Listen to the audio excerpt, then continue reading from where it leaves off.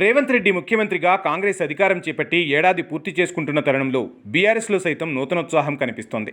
తెలంగాణ రాష్ట్ర ఏర్పాటులో మాదే అగ్రభాగమంటూ రెండుసార్లు అధికారం చేపట్టిన బీఆర్ఎస్ గత ఎన్నికల్లో ఓటమి తర్వాత క్లిష్ట పరిస్థితులు ఎదుర్కొంది. సీఎంగా రేవంత్ అధికారం చేపట్టిన కొద్ది రోజుల్లోనే ఫోన్ ట్యాపింగ్ వ్యవహారం వెలుగులోకి తెచ్చిన కాంగ్రెస్ టార్గెట్ కేటీఆర్గా ముందుకెళ్లింది. కర్త కర్మ క్రియ ఆయనే అంటూ విమర్శలతో బీఆర్ఎస్ పార్టీని ఉక్కిరిబిక్కిరి చేసింది. ఇంకా పార్టీ కేల్కతం అనేంతలా పరిస్థితులు తీసుకొచ్చారు. బీఆర్ఎస్ క్యాడర్ సైతం నైరాశ్యంలోకి వెళ్లే పరిస్థితులు వచ్చాయి. ఒక్క మాటలో చెప్పాలంటే అధికారం చేపట్టిన వెంటనే కాంగ్రెస్ దూకుడుకు బీఆర్ఎస్ బ్యాటరీ ఛార్జింగ్ పూర్తిగా డౌన్ అయిన పరిస్థితి. కీలక నేతలు సైతం బీఆర్ఎస్ను వీడి కాంగ్రెస్ తీర్థం పుచ్చుకున్నారు. గేట్లు తెరిస్తే మొత్తం పార్టీ ఖాళీ అవుతుంది అంటూ కాంగ్రెస్ నేతలు సైతం బీఆర్ఎస్కు ఓపెన్ ఛాలెంజ్ విసిరేంతలా క్లిష్ట పరిస్థితులు ఎదుర్కొంది గులాబీ దళం.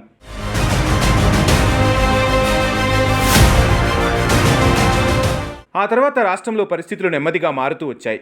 కాంగ్రెస్ పార్టీ తీసుకుంటున్న నిర్ణయాలు కొన్ని బీఆర్ఎస్కు కలిసొచ్చాయి. అందులో ముందుగా హైడ్రా ఏర్పాటు, నిర్మాణాల కూల్చివేతలు, చెరువుల రక్షణ పేరుతో బఫర్ జోన్, ఎఫ్టీఎల్ పరిధిలో ఉన్నాయంటూ వందల నిర్మాణాలను హైడ్రా కూల్చివేసింది.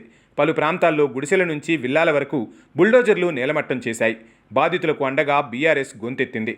హైడ్రా బాధితులతో సమావేశం ఏర్పాటు చేసి మద్దతుగా పోరాటాలకు సిద్ధమైంది.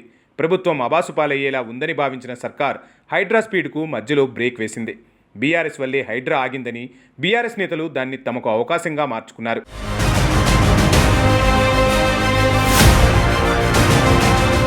ఇక మూసీ పునర్జీవం పేరుతో కాంగ్రెస్ ప్రభుత్వం తీసుకున్న మరో నిర్ణయం సైతం బీఆర్ఎస్కు కలిసొచ్చింది. మూసీ పరిధిలో ఆక్రమణలు తొలగించి మూసీని సుందరంగా విదేశాలలోని పర్యాటక ప్రాంతాల తరహాలో మార్చేస్తామంటూ రేవంత్ ప్రకటన చేసి యాక్షన్లోకి దిగారు. అదే సమయంలో మూసీ బాధితులకు బీఆర్ఎస్ మద్దతుగా నిలిచింది.